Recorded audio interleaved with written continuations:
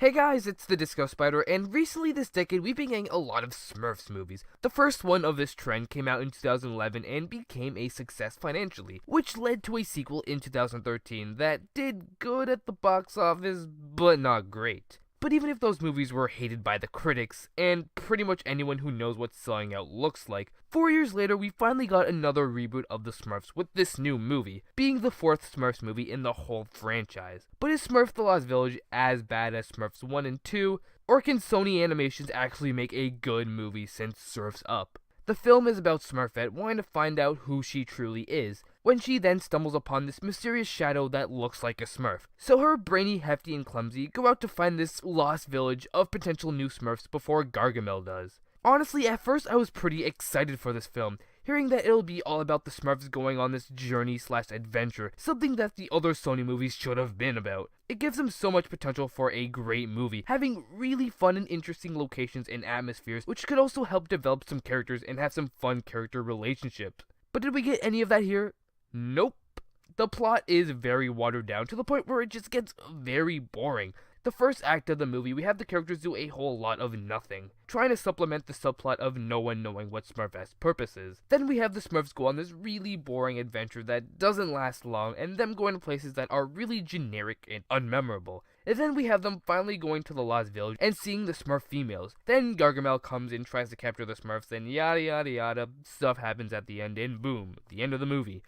Nothing really fun or interesting really happens, which you could say that I should have expected from a movie about the Smurfs, but if that's the case, then this should have just been a TV movie, or something. The plot feels like something you'd find on TV, and the reason why the plot felt so hollow and boring was because they wanted this movie to be more of a character-driven movie, with Smurfette being center stage, and although I will talk about the characters later, the movie would have been so much better if they focused more on the adventure aspect, since these characters are too weak to carry a movie. This movie takes place in medieval times, and how amazing would it have been to see Smurfs have to encounter danger such as dragons or something, or have these cool interesting places in the medieval time setting. And there are wizards in this movie, like Gargamel, so we could have gotten magic in this film. There was just so much potential, but the movie just did not deliver at all. I was really disappointed with the adventure aspect of this film, because none of the places in this film, besides the Smurf village, was memorable. And the film wasn't really that funny either. There might have been a few funny parts with two specific characters,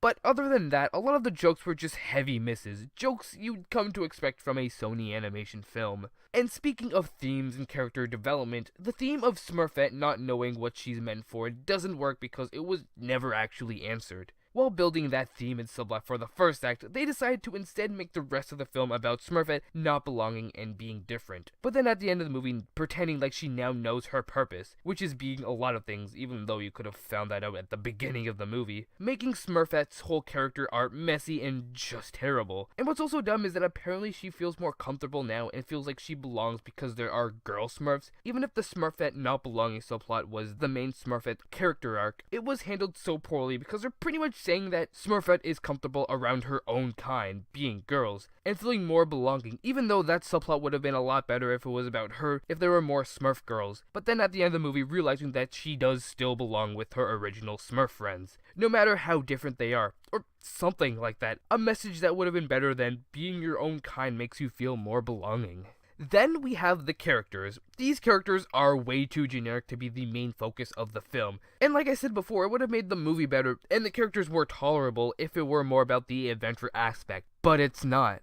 Each of the characters' name describes exactly their character, Brainy being the smart one, Hefty being the strong one, and Clumsy being the other, either being the silly one, the dumb one, or the scaredy one. None of these characters are interesting, which I can't really get mad at because they were like this in the cartoon, but what made these characters likable in the cartoon is the character relationship these characters had, and the interaction these different personalities had. In this movie, none of the characters really had a bond that I could really connect to. In the film, Hefty and Brainy had this hatred relationship, which at first I was kinda liking because I thought it was gonna turn into some character development between these two characters. But nope, they decided to end this subplot by the characters exchanging as little dialogue as possible in this one scene saying like, oh, are we cool? Oh, sure. And then they just make up and be friends again. which ends that whole subplot, which they spent with 2 scenes, that one bickering scene between both those characters, and then a whole montage of Hefty and Brainy trying to get back at each other. It's like they had an interesting idea for the film, didn't even try, which honestly I know I should come to expect from a Sony animation film.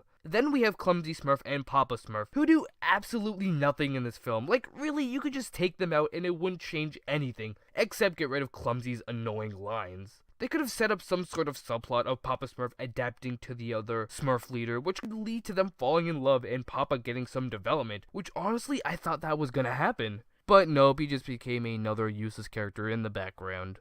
And then we have Smurfette herself. I talked about how awful her character development was, but she is still a terrible character on her own. I really hate how this movie is all about Smurfette, when they already tried doing that in the freaking second Smurf movie. Why have 2 movies about the worst Smurf character? Couldn't we get a movie about the other Smurfs, such as Vanity, Grouchy, Jokey, or Greedy? Plus, the whole point of this movie was Smurfette not fitting in, thinking the Smurfs think of her as not a real Smurf, when everyone is really nice to her, so her whole reasoning just doesn't add up and doesn't really make any sense. And as for the new Smurf characters being the girl characters, like the others, they don't stand out. The characters aren't really that interesting, and it would have been better if they gave a reason how there can be 2 Smurf Village without them really knowing that there's more than one Smurf Village, and if there are more Smurf Villages out there. But what Smurf characters I do like is, funny enough, the cameos. Grouchy, Vanity, Jokey, and especially Baker Smurf were great, since Baker Smurf was voiced by Gordon Ramsay himself. I wish these movies were more about them than these boring characters. But what 2 characters I believe to be the best part of this movie is Gargamel and Azrael. Rainn Wilson did such an amazing job with this character. You could really feel the fun he had voicing the character. He had like the only funny parts in this film, and I always got excited when he appeared on screen and got less bored. Then lastly, we have the animation. Finally, something that Sony Animation did right. I was never a fan of their animation for their other movies, like Cloudy with a Chance of Meatballs and Hotel Transylvania. But here, the character designs looks absolutely amazing. I love how they kept the style of Peyo's original Smurfs. Something like Charlie Brown where it is CGI, but it looks and respects the original source material. But even with the character designs and movement being so amazing, the backgrounds and places the Smurfs go look bland. Like your typical forest with trees and plants, nothing too special or unique there. But even with boring backgrounds, the second good thing about this film is the animation. So, all in all, although I did like the animation and Gargamel, this cannot save the movie. Sadly, this is another shit film made by Sony Animation, and at this point, I don't think there's any way Sony can redeem themselves with making the open season movies, Cloudy with a Chance of Meatballs, Hotel Transylvania, and now another awful Smurf movie. But who knows, maybe Sony can get better, with their next films being the Emoji Movie and Hotel Transylvania 3.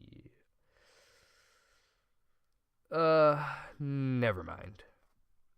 This is another shit Sony Smurf movie, now being 3 for 3 on the shit movie meter. I do not recommend this movie at all. Just skip it. Like the first 2, just avoid this movie. It is not worth it. There's nothing worth checking out. I'd just recommend going back and watch the original 80s cartoon. But what are your thoughts on the Smurf movie? Do you like it? Do you hate it? Leave in the comments, I'm interested to hear your thoughts. And please like and share this video to help support me. And please subscribe for more cartoon related reviews. But anyways, I'm the Disco Spider, and peace out.